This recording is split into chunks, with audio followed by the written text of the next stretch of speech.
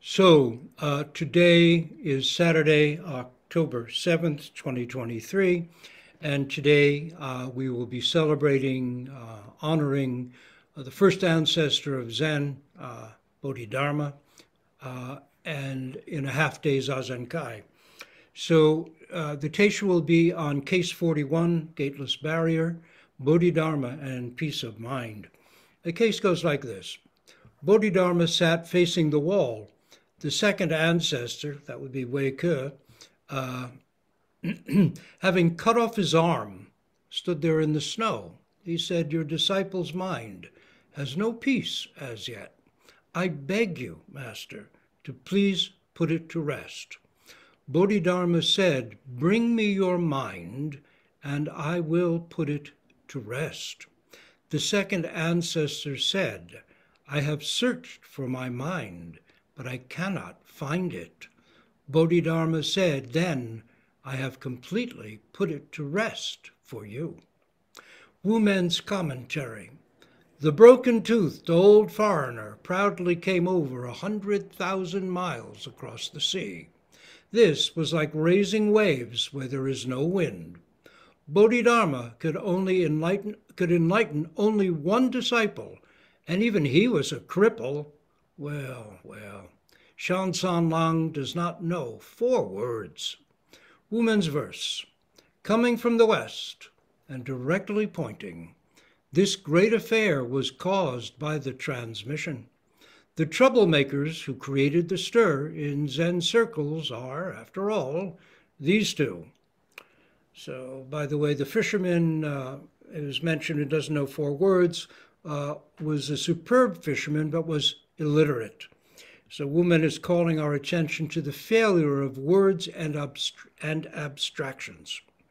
So, 1,500 years or so ago, the already aged Buddhist teacher, Bodhidharma, an ex-Indian prince, set sail over the seas and made what was then a dangerous sea journey from southern India to China.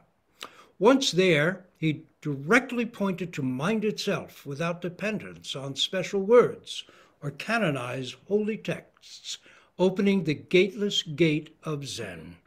Ever since, Bodhidharma's 4 principles are said to have been a special transmission, outside sutras, no dependence on words and phrases, directly pointing to the human mind, seeing into one's nature and attaining Buddhahood.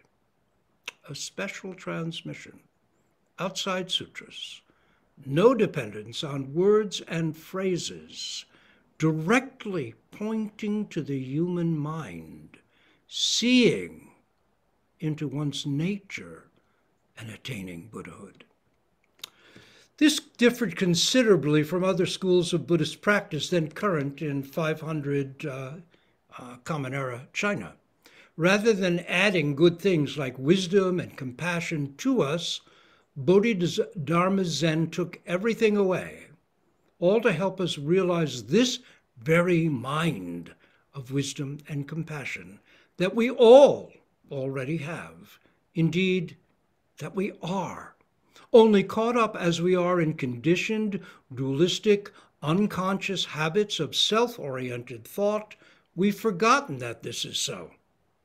Zen teacher Wu Men, compiler of the Gateless Barrier some 500 or 600 years after Bodhidharma's time, wrote, "Because it is so very close, it takes so long to realize. Because it is so very close, it takes so long to realize." That's from Case 7 in the Gateless Barrier, Zhao Chu's Washable. Meaning it's so simple, but it's not easy. Or as Leonard Cohen wrote, some people say it's empty, but it doesn't mean it's light. That's from his song, The Street.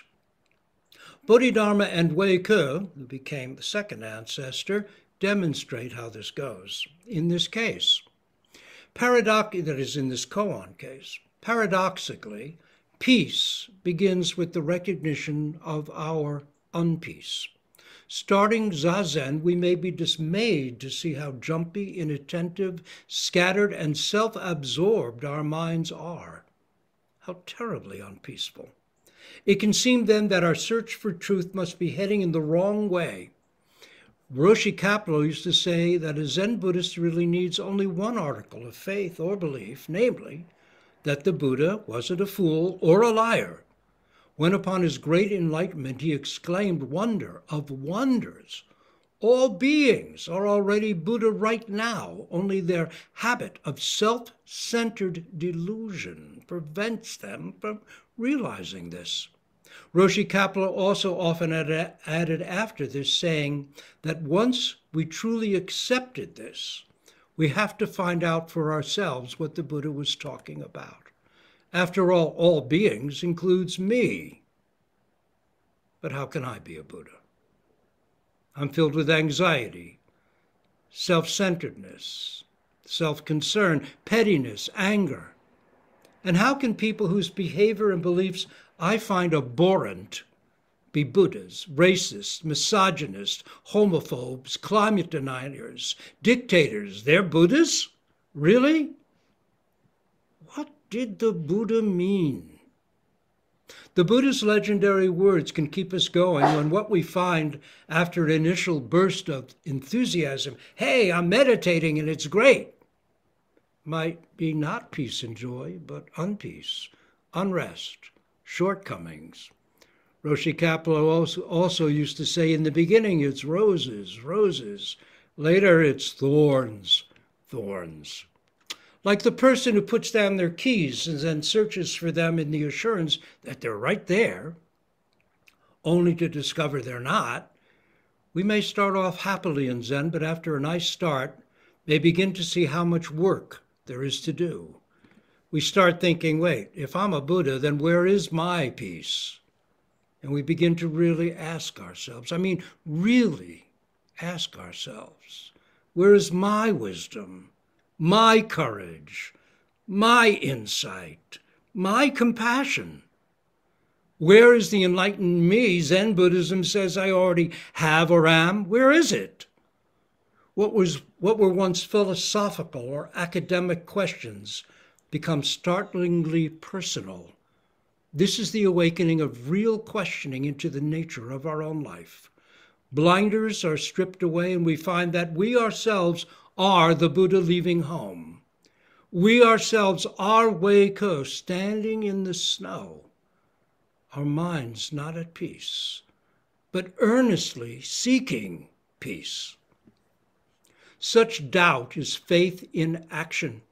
Faith is the ground of doubt. It is not simple skepticism. Zen isn't going to help us avoid difficult questions. Rather, if we want peace, we must plunge into the questions that disturb us most. Why is there injustice? Why is there greed and evil? Why all these wars? Why climate destruction? Why misogyny, cruelty, racism? Why is there even suffering? Why is there birth and death? Specifically, why was I born?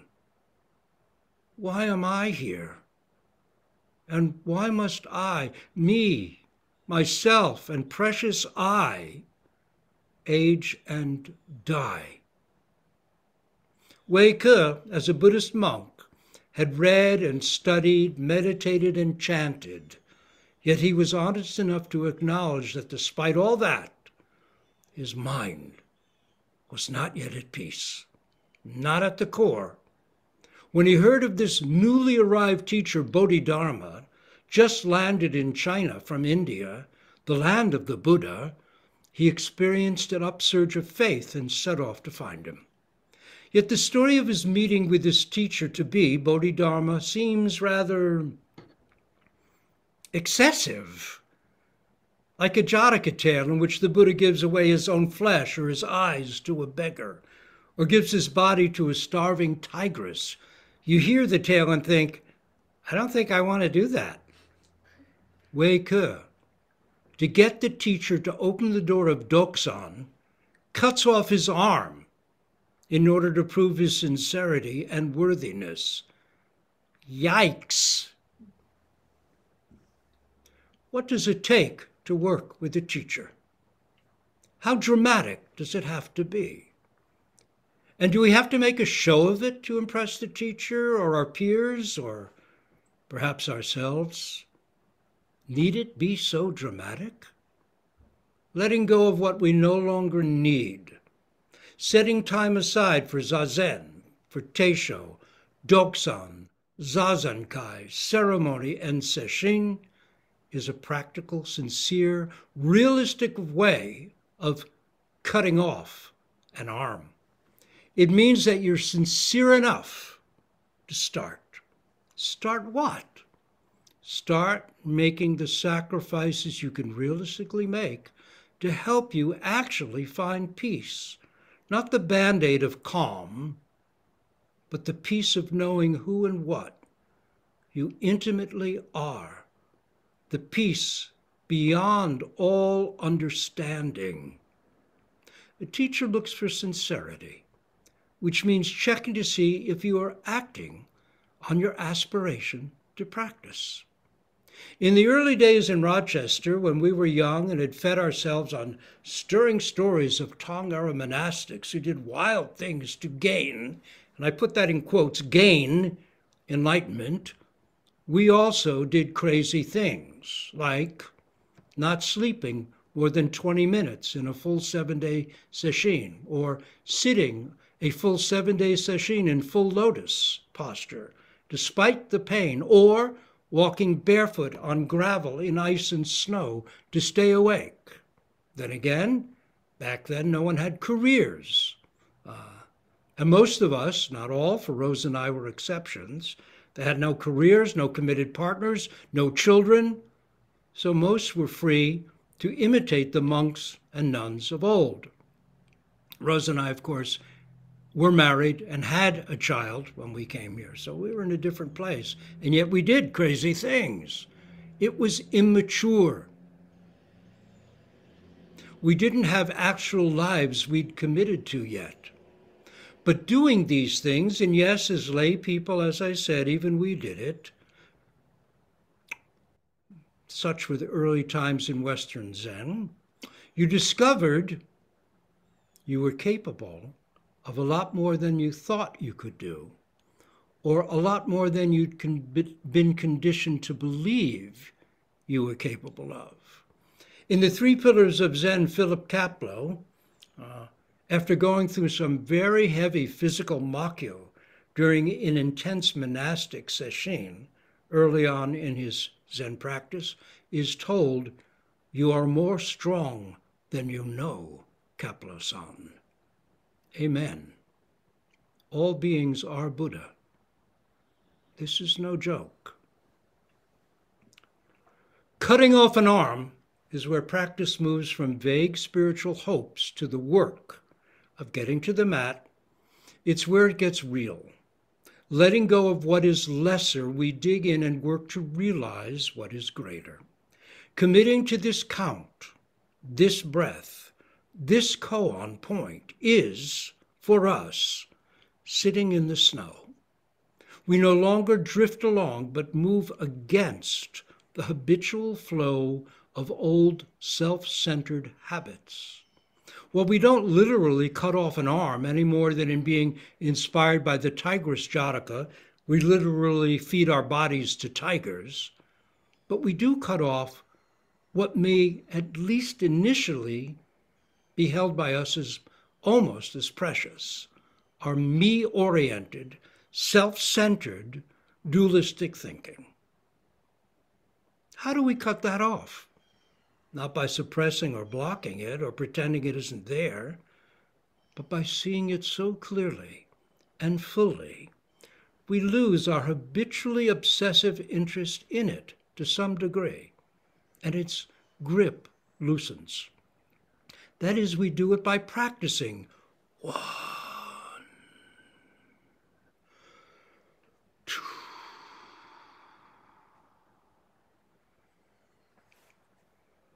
3,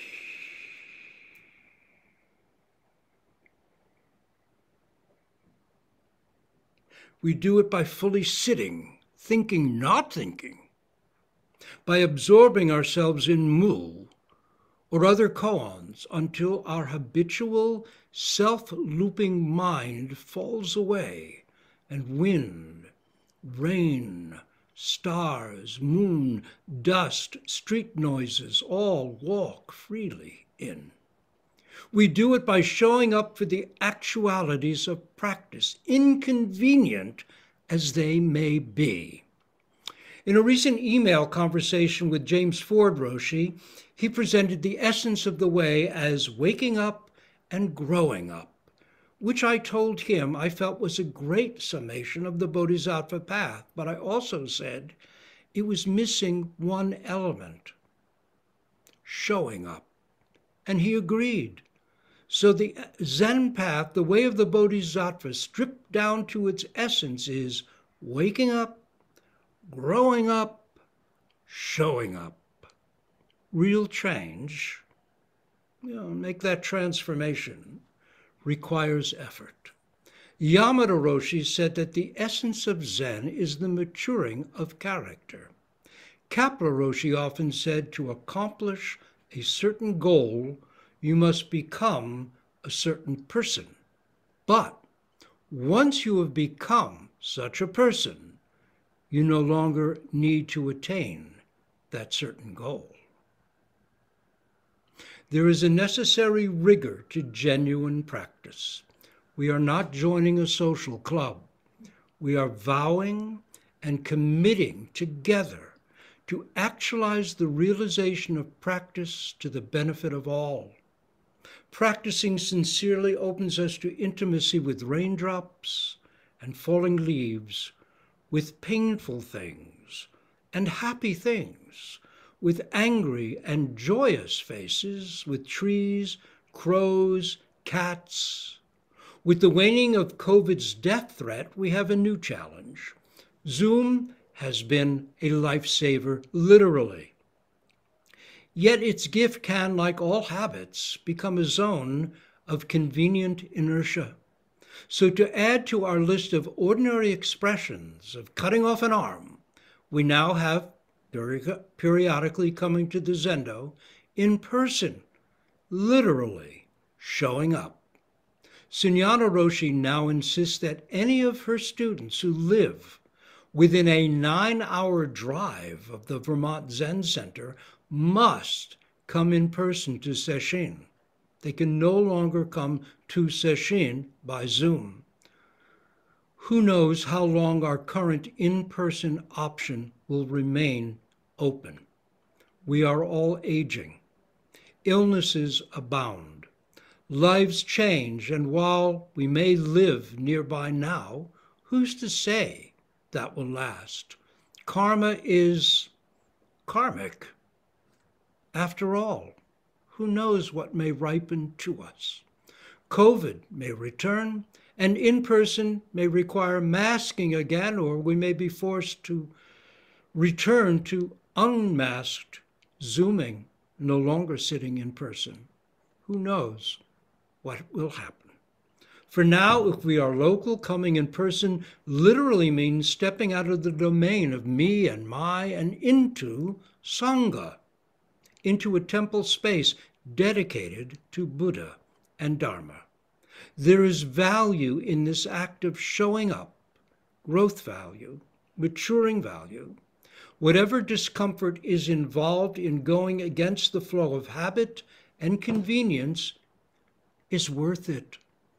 It deepens and strengthens us because it means we've had to make a decision and carve out the space and time to literally show up.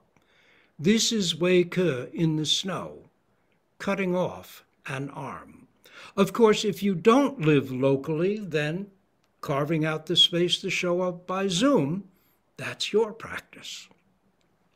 Or coming in person to sesshin could be part of that.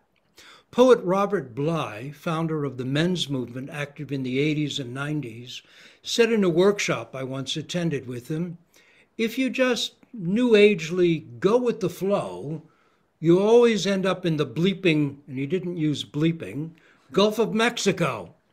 In short, if you just go with the flow, what's kind of easy enough for you, what's habitual for you, what seems to be just gliding along, you'll end up back in the same old familiar places you've already gotten sick of and have had enough of, the places you've outgrown and trying to mature beyond. In Zen, the carp leaps upstream against the flow of the waterfall to become the dragon it has always been. Trees that are planted in places that are too protected from wind and rough weather never struggle to get a grip, never twist and turn, never rock back and forth. And so their roots never get strong or deep. It's the struggle that makes the tree solid. When Rose and I were on pilgrimage in China in 2006 with Signana Roshi and the Sanghas of Vermont, Toronto, and Costa Rica, we actually went to Bodhidharma's cave high up above Shaolin Temple. We climbed narrow stairs carved into Shaolin Mountain. The cave itself was small. Inside the cave, a nun from the nunnery lower down the mountain handed us each a stick of incense, which we then individually offered to a life-size image of a swarthy, bearded image of Bodhidharma, sporting a golden earring in one ear, seemingly lacking only a parrot and a cutlass to be a truly swashbuckling Dharma pirate. Yet inside that little cave, we felt only deep, deep peace. Bodhidharma seemed not fierce then, not a spiritual pirate at all, but rather so vastly, wonderfully empty. He was totally at peace with all and everything. There was no separation at all. I think the Japanese made him out to be more of a tough guy, but I think he was totally clear. And out of truth itself rose something so selfless, it could be uncompromising. When Emperor Wu did not understand the Zen that Bodhidharma offered, he didn't stick around to explain and try to land imperial patronage. He saw at a glance what was up, and he left. William Blake, I would say, our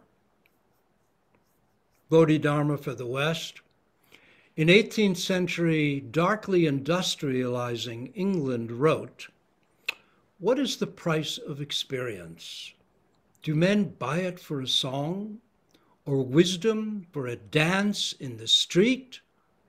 No, it is bought with the price of all that a man hath, his house, his wife, his children.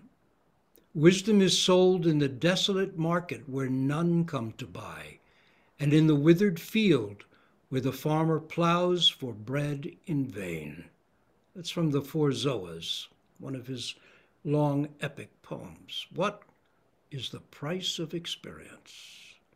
Do men buy it for a song, or wisdom for a dance in the street?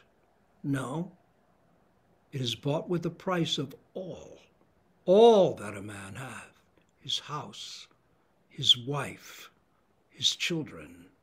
Wisdom is sold in the desolate market where none come to buy, and in the withered field where the farmer plows for bread in vain. Blake knew about Wei Ke's arm. But this is no injunction, please understand, to separate yourself from family, work, or friends. That's not what this is saying. Rather, it is a call for us to abandon self-centeredness. If even just for a moment, to drop all dualistic sense of me in here and all I identify myself with, house, wife, children, let it go for a moment. All that I've identified myself with and attached myself to, and even that me that I'm so sure is in here, let it go for a moment and realize something more. What is the price of such experience? Do men buy it for a song or wisdom for a dance in the street? No. You have to cut off an arm. How to do this is what Bodhidharma and Weiko Zen is all about. We do it not by adherence to words and letters or holy texts, but by practicing. It doesn't mean what it literally seems to be saying. We focus completely on this breath, this count, this koan, while we're sitting. This is buying wisdom with all you have. This is cutting off the arm. And then during the day, we make space for it now and then. What is mu? What is the self that sees, that hears, that hears this sound right now? Who's hearing? Or the phone rings and we take a breath. Hello. Or we count the breath. 1. Hello. We step forward into our life, cutting off not just an arm, but eye, ear, nose, tongue, body, mind. Gone, gone, entirely gone is prajna, paramita, heart of perfect wisdom. It's always there. It's always accessible. Now, here's the case of Bodhidharma in his interview with the famous Emperor Wu. It's Blue Cliff Record case number 1, Bodhidharma's I Don't Know. And of course, the emperor was famous for his dedication to Buddhism. He founded temples. He had monks and nuns ordained. He created lots of good karma and seemed to be, very upright and very excited about all he was doing. And he heard about this new teacher, Bodhidharma, who just come from India, the land of the Buddha, and he wanted to know about this special teaching. So Emperor Wu of Liang asked the great master, Bodhidharma, what is the first principle of the holy teachings? Bodhidharma said, emptiness, without holiness. The emperor said, well, who is standing before me? Bodhidharma replied, I don't know. I don't know. I don't know. The emperor did not understand. Thereupon, Bodhidharma crossed the Yangtze River and came to the kingdom of Wei. And that's when he climbed up the mountain and entered a cave and sat doing zazen for 9 years, which is when Weika arrived. Now, the emperor's question, who is standing before me, sums up his puzzlement. He's asking, but wait, how can you say emptiness, no holiness? Aren't you a holy man? Bodhidharma's answer, I don't know, echoes through the centuries, retaining a primal power. He was not puzzled. He was not Homer Simpson saying, duh. He was not saying, gosh, I'm not sure. I better go meditate some more and find out. And horribly, yes, I have actually heard a contemporary non-koan teacher say just that. Oh, Bodhidharma was so honest. He was saying, I better find out. I better go meditate some more. And so he sat for 9 years. No, not that. What was he saying? This is the essence of Bodhidharma's deep, deep mind. I don't know. Please make a sincere effort and find out. Times have changed. We don't need to be a snow-sitting, arm-cutting Weiko to realize that having peace of mind might be a good thing. Global pandemics, economic instability, corrupt leaders, nuclear weapons, rising fascism, biological catastrophe, climate change, environmental destruction, wars, terrorism, racism, sexism, famines, typhoons, earthquakes, and hurricanes make real peace of mind not just closing our eyes and minds to the threats, a precious thing. And we can all see that clearly. Anxiety is us, our ordinary human intelligence. The anguish of our human awareness of death leads directly to the Buddha's first noble truth. Life as we know it, unawakened life, is filled with anguish. The Buddha didn't invent this. He simply presented his experience of it. It wasn't pessimism, but realism. In time, the big bad wolf comes to every door and blows the house down, except for that house of brick. How do I build a house like that? How do I build a house of brick? What is its secret? Why can't it be blown down? And this is where our search begins, like Wei Ke.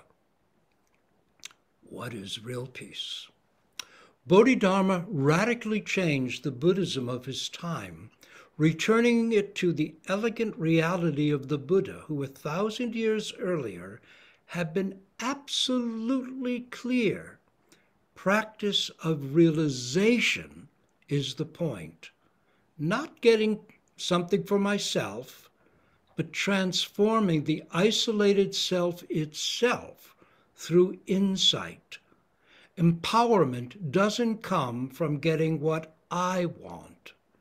There is always the next want and the next. Self-centered wants are limitless. Empowerment comes from seeing through, awakening from that very wanting self that so limits and binds us. Bodhidharma and Wei Ke put all that back on the table. It was no longer about study or about amassing learning or about merit, which is what the Emperor Wu had been building.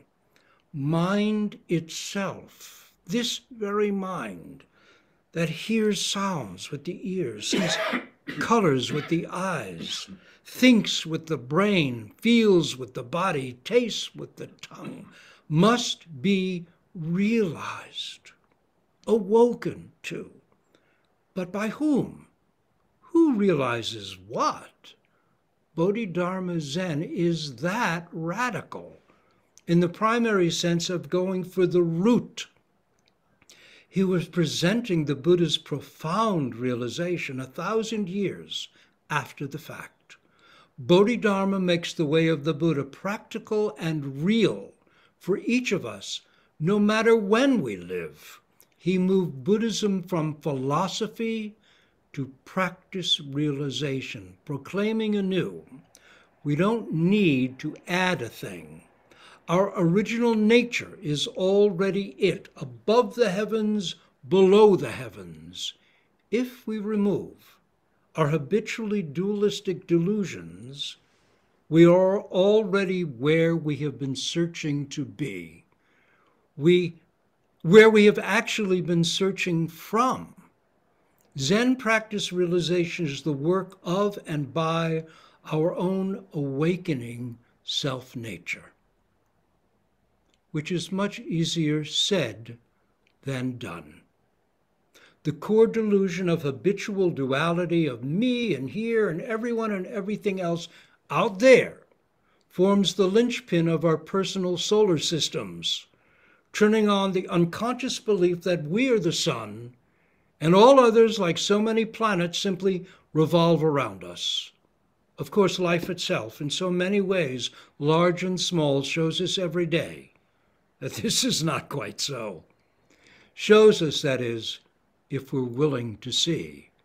But for how long might we resist such seeing until something dramatic happens and puts it in our face, perhaps? And because it isn't true, because our little solar system, no matter how we work at refining it and polishing it, is not the center of everything, our little solar system never spins quite true. The Buddhist term for such suffering is not spinning true, is dukkha, which actually means the groaning and grinding of a wheel not spinning smoothly on its axis, but a little off kilter. So every time it goes around, there's a like the bearings in your car wheel are getting flattened. That grinding, groaning sound is the sound of our lack of peace. It is the sound of unnecessary wars, of climate destruction and racism. It is the sound of our waking at 3 a.m. and fumbling for the light, anxious about death, about the state of our world and the lives of our children. To help us find peace, Bodhidharma, like all true spiritual teachers, demands that we get radical, go to the root. In short, that we practice realization and let all else, while we sit, fall away. The transmission outside scriptures, not relying on words or letters, and pointing directly to mind, not intellect, but the mind that right now sees colors with the eyes, hears sounds with the ears, tells us that just as we are, we already each have the full potential to awake in peace to our own unself-centered Buddha nature, our own actual nature, not theoretical, our own original mind. This is not anti-intellectualism. Neither Bodhidharma nor Weike were unlearned. Zen does not equate mindless spontaneity with wisdom. It does not seek to turn us into unthinking, spontaneous fools. Learning has a deep and valid place, but it is no substitute for personal knowledge of this breath, this morning star, this falling snow, this cold night on the mountainside. The koan of Bodhidharma and his heir Weike plunges us into the heart of it. We are not at peace. How can we find peace? With Weike's sincerity, Bodhidharma turns from his 9 years of facing the wall and asks, "What do you want?" Weike answers, "Peace of mind." Bodhidharma, Buddhist legend says, answered, "How can you, with your shallow mind and weak will, your lack of dedication and determination, hope to attain the lofty way of the Buddhas and ancestors?" That's when Weike takes out his sword, which is kind of the precursor to the koan case itself, and cuts off his arm. But even then, Bodhidharma doesn't say, "Hey, relax. You have Buddha nature, just work hard and you'll awaken to it." He doesn't reassure Weike, saying, "Study this text and you will have peace of mind." He doesn't put it off into the future. The moment of full-on practice realization is now. Bring me your troubled mind, and I'll give it peace. Now. Weike thinks, home free. I've come to the right place, to the right teacher. All I have to do is bring forth my troubled mind, which gives me no peace, and he'll give it peace. But no teacher, not the Buddha, not Bodhidharma, can give us peace. What a teacher can do is help us find it, see it, live it for ourselves, if we are willing to do the work. Rather than giving us goodies, Zen teachers strip away what's no longer needed. They keep us from selling ourselves short. The process can be uncomfortable and liberating. Weike, by the time of his meeting with Bodhidharma, was already middle-aged and had long practiced the Buddhism of his time, studied texts, sat in meditation, been mindful, given up attachments, yet he knew he was not really at peace. His determination to find peace makes him the archetypal Zen student. His searching for his mind in this koan story, in response to Bodhidharma's response, may have taken minutes, may have taken hours, it may have taken years. The koan doesn't say. All we know is that I've searched and can't find that troubled mind was the outcome. How is this the fulfillment of peace? I can't find the mind. How is this the fulfillment of peace? Wu Men's commentary. The broken-toothed old foreigner proudly came over 100,000 miles across the sea. This was like raising waves where there's no wind. Bodhidharma could enlighten only one disciple, and even he was a cripple. Well, Shan San Lang does not know 4 words. Women's language here is pure Zen, cutting away our attachment to even these lofty ancestors. Wu Men calls Bodhidharma a broken-toothed old foreigner. He removes his halo, but he also burnishes his legend. You see, Buddhist teachers in China at the time were said to be so jealous of this new teacher, legend goes that they tried to poison him, leaving his teeth chipped. So that's the broken-toothed old foreigner. Raising waves where there's no wind is Wu Men's version of, why did he bother to make such a big deal over nothing? If we already all have this original nature, this Buddha nature, why make a big deal over it? We all have it, so what? In short, why do you make this whole trip over the sea? Why do you make such a big deal? Why'd Waker cut off his arm? In short, if we all already have this wonderful mind, why go on so dramatically about it? And Waker is ironically a cripple, because he had only one arm, and also because he couldn't find his own mind. I mean, what a loser. By the way, despite the legend of him having cut off his arm, the truth may have been, historically, that Waker's arm was chopped off in an encounter with bandits.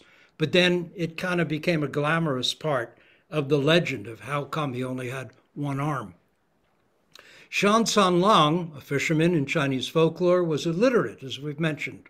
He knew nothing of words and letters, that is, written ones, yet he still caught plenty of fish.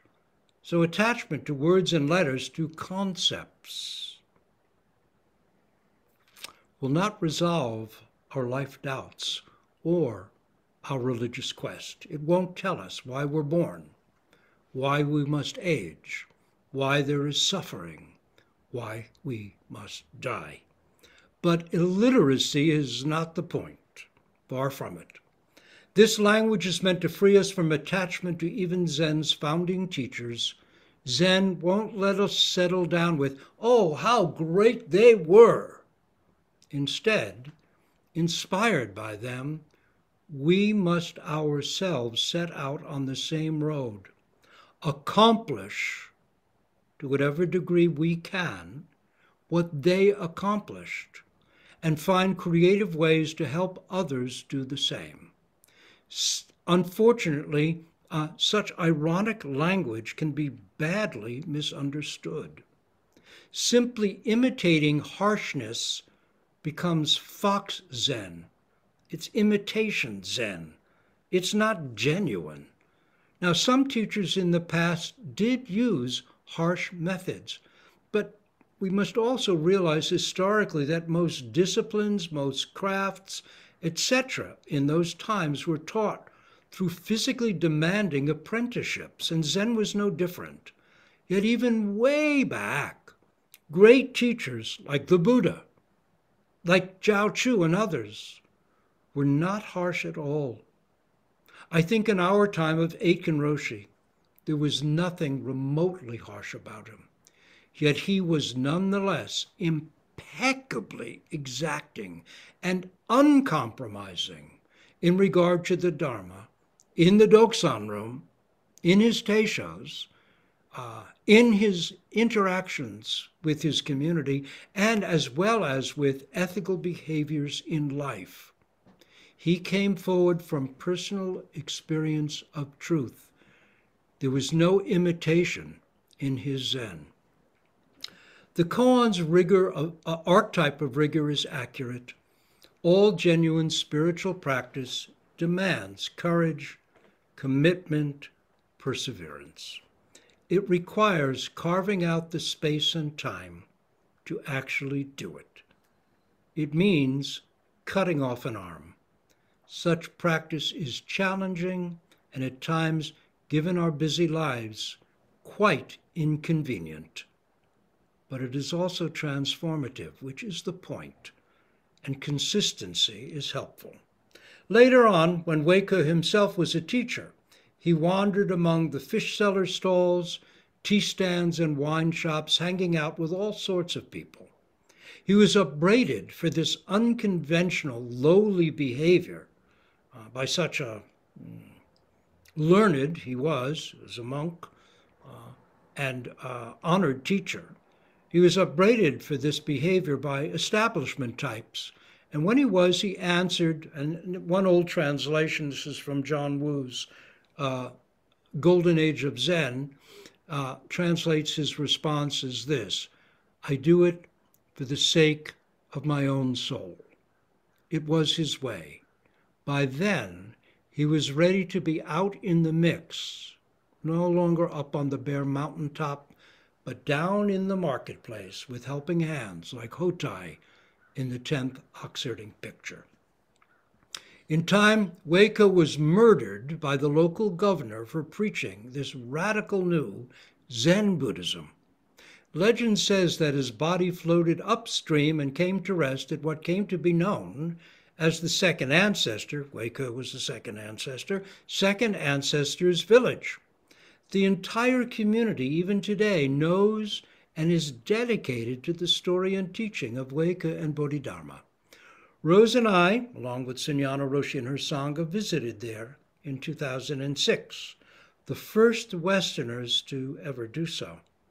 The entire village came out to welcome us, dressed in Buddhist robes they'd hidden away during the Cultural Revolution. It was like walking into an old tale, seeing legends spring to life. Wumen's verse, coming from the West and directly pointing, this great affair was caused by the transmission. The troublemakers who created the stir in Zen circles are, after all, these two. Southern India is west of China and is literally where Bodhidharma came from, coming from the West. But there is a mythic implication. Wumen is telling us that Bodhidharma was the Bodhisattva Avalokiteshvara, descending from the Western paradise to aid all beings. And then he adds that ever since, anyone entering the charm circle of Zen has had to struggle with the implications of this encounter of Huike and Bodhidharma. It's their fault that you are struggling with Zen practice today. Their fault. And so, on this very day, we all honor Bodhidharma especially for his great insight and great compassion and all the good trouble, as John Lewis spoke about, speaking up and acting up, all the good trouble that they have brought to us even now in our time. Bodhidharma and Huike felt it was their responsibility to make such good trouble. The Buddha way is not far off. It is not reserved for special people. It is not Indian, Chinese, Japanese, or American. It is ours by human birthright. At some point, we all recognize the difficulties and challenges of this life and are anguished by them. That is our start. All we need to do then to find peace is simply, as Bodhidharma insisted long ago, bring forth our own troubled mind so it can be pacified. That shouldn't be too hard to do, should it? We'll stop here and recite our great vows for all.